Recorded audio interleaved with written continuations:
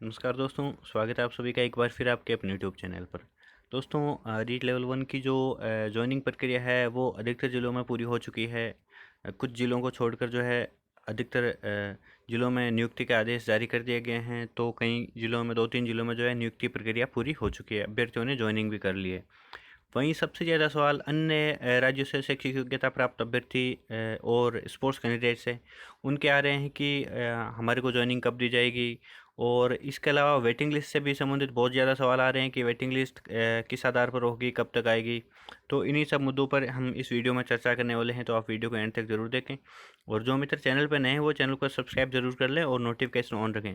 दोस्तों, वीडियो अच्छी लगे तो लाइक शेयर करना ना भूलें। दोस्तों, सबसे पहले तो मैं आपको बता दूं कि प्रतापगढ़, पाली और जालौर में नियुक्ति प्रक्रिया पूर्ण हो चुकी है। इस यहाँ पर अभ्यर्थियों ने जो है ज्वाइनिंग कर ली है। जिन अभ्यर्थियों ने ज्वाइनिंग नहीं की है तो उनको 15 दिन का समय दिया गया है। यदि वो 15 दिन में ज्वाइनिंग नहीं करते हैं तो उनके ज्वाइनिंग ऑर्डर जारी होने के 15 दिन के अंदर यदि वो ज्वाइनिंग नहीं करते हैं तो उनकी ज्वाइनिंग स्वतः ही निरस्त मानी जाएगी और उन अभ्यर्थियों को भर्ती प्रक्रिया से बाहर किया जा सकता है।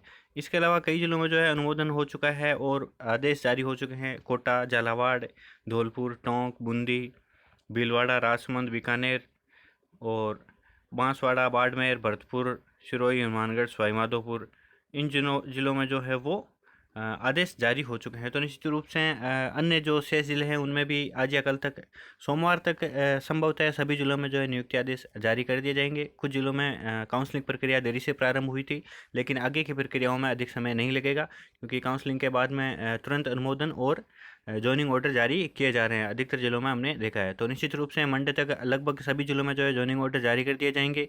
आपको आवश्यक जो दस्तावेज हैं, जिसमें आपको पुलिस वेरिफिकेशन रिपोर्ट है, उसके लिए आपको अभी अप्लाई कर देना चाहिए। आपको ऑर्डर मिलने के बाद आप जाकर वो जो है वेरीफाई करवा सकते हैं। वहीं जो आपका जो मेडिकल सर्टिफिकेट है वो भी जिला अस्पताल से आपको बनवाना होगा, तो वो आप जॉइनिंग ऑर्डर मिलने के बाद भी बनवा सकते हैं। और अन्य जो शपथ पत्र है वो आपको स्टाम्प पर बनवाने होंगे और उसकी नोटरी भी करवानी होगी। तो आप इन सब दस्तावेजों को तैयार रखें। वहीं अन्य राज्यों को लेकर काफ़ी अन्य राज्य से शैक्षिक प्रशैक्षिक योग्यता प्राप्त करने वाले जो अभ्यर्थी हैं उनके निरंतर सवाल आ रहे हैं कि हमें ज्वाइनिंग देने में कितना समय लगेगा। कुछ बोल रहे हैं 3 महीने लगेंगे, कुछ 1 महीने की बात करें तो मैंने दोस्तों कल ही आपको बता दिया था कि आगामी 10 दिनों में उनके दस्तावेज सत्यापन का कार्य जो वह कंप्लीट किया जा सकता है। तो कल शाम को ही निदेशालय की ओर से ऑर्डर जारी हो चुका है, कार्यालय आदेश आप देख सकते हैं। राजस्थान प्राथमिक और उच्च प्राथमिक थोड़ी क्लियर नहीं है, मैं आपको पढ़ के सुना देता हूँ।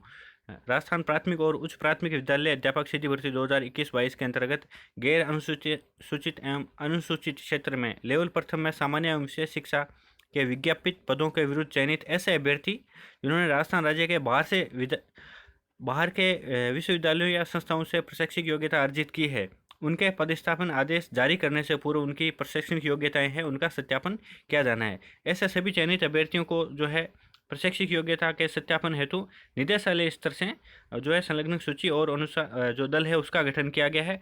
उनको जो है दस्तावेजों की छाया प्रतियां प्राप्त कर जो है जो संबंधित विश्वविद्यालय है और संस्थाएं हैं उनमें व्यक्ति उपस्थित होकर जो है आगामी 10 दिवस में आवंटित अभ्यर्थियों के प्रशैक्षणिक योग्यता और की जो सत्यापन है वो कार्रवाई किया जाना सुनिश्चित करना है। मतलब जो अन्य राज्यों से शैक्षिक योग्यता प्राप्त अभ्यर्थी हैं उनकी जो है दस्तावेजों की जांच है वो व्यक्ति उनके विश्वविद्यालयों में जाकर जो है की जाएगी। वहाँ पर उनके जो मार्कशीट है वो भी निकलवाई जा सकती है विश्वविद्यालय से।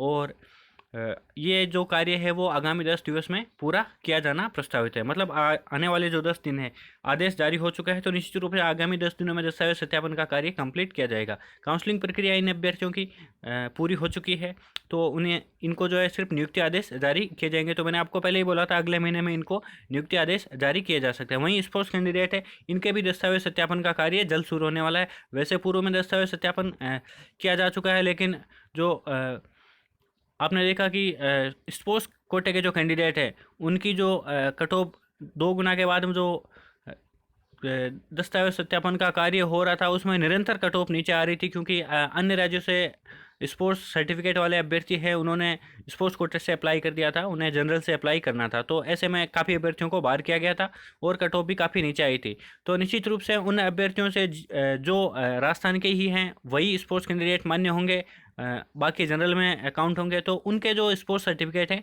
उनकी जांच की जा रही है कि कहीं उनका प्रमाण पत्र फर्जी तो नहीं है, क्योंकि पूर्व की भर्तियों में बहुत ज़्यादा संख्या में स्पोर्ट्स जो सर्टिफिकेट है वो फर्जी प्रस्तुत कर काफ़ी संख्या में अभ्यर्थी लगे थे। तो निश्चित रूप से इसको लेकर सरकार संज्ञान में है ये मामला, और सरकार इसकी जांच की जा रही है। जल्द ही इनको भी जो है आगामी कुछ दिनों में, अगले महीने में इनकी भी काउंसलिंग की प्रक्रिया पूरी हो सकती है।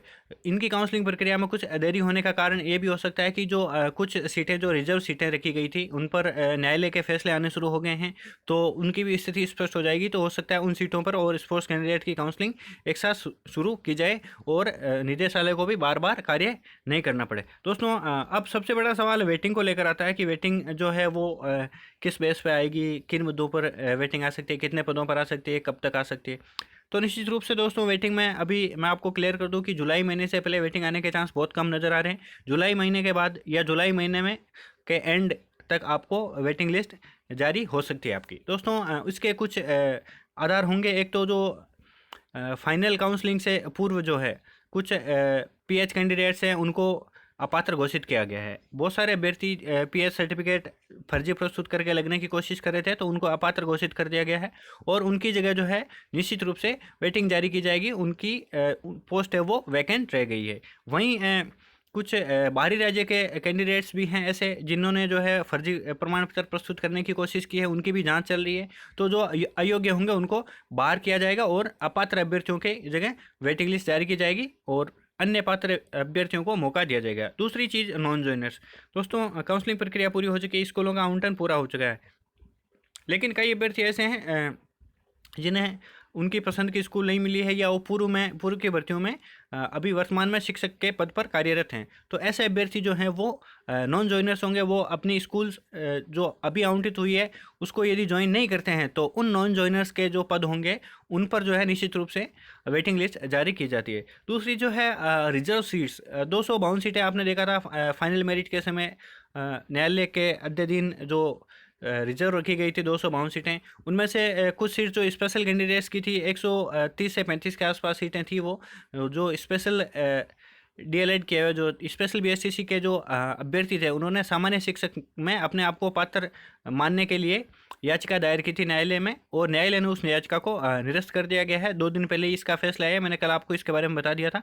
तो उन अभ्यर्थियों के लिए जो सीटें रिजर्व रखी गई थी उन पर निश्चित रूप से जो योग्य पात्र अभ्यर्थी है जनरल बीएसटीसी किए हुए उनको जो है पात्र उनको मौका दिया जाएगा और उनको नियुक्ति दी जाएगी। उनकी काउंसलिंग प्रक्रिया है वो संभवतः जुलाई के आसपास ही हो सकती है, क्योंकि तब तक स्थिति स्पष्ट हो जाएगी। नॉन जॉइनर और अपात्र और रिजर्व इन सब पर जो है एक साथ निदेशालय काम करना चाहेगा। वहीं स्पोर्ट्स को भी अगले महीने में नियुक्ति दी जा सकती है। दूसरी चीज़ एक संस्कृत डिपार्टमेंट की वैकेंसी को लेकर कुछ सवाल आ रहे हैं अभ्यर्थियों के कि जनरल बीएसटीसी के अभ्यर्थी जो है इस संस्कृत विभाग की जो वैकेंसी आएगी उसमें आवेदन कर सकते हैं या नहीं कर सकते। दोस्तों निश्चित रूप से आप आवेदन कर सकते हैं। इसमें अलग नियम होता है। जो संस्कृत विभाग की जो संस्कृत शिक्षा विभाग की वैकेंसी आएगी उसमें जो पद आएंगे, अभी वर्तमान में संभवतः 273 पद बताए जा रहे हैं, लेकिन जितने भी पद होंगे उसके 50% पद बीएसटीसी संस्कृत वाले अभ्यर्थियों से भरे जाएंगे। वहीं 50% पद जो है संभवतः जनरल बीएसटीसी के अभ्यर्थी हैं उनसे भरे जाएंगे। तो निश्चित रूप से जनरल बीएसटीसी के अभ्यर्थी भी इसमें अप्लाई कर सकते हैं। और अभ्यर्थियों की ये भी मांग है कि जो अभ्यर्थी अभी जो जनरल टीचर की वैकेंसी है रीट की उसमें लग चुके हैं उनको संस्कृत विभाग में नियुक्ति ना दी जाए, एक प्रमाण पत्र से एक ही नौकरी दी जाए।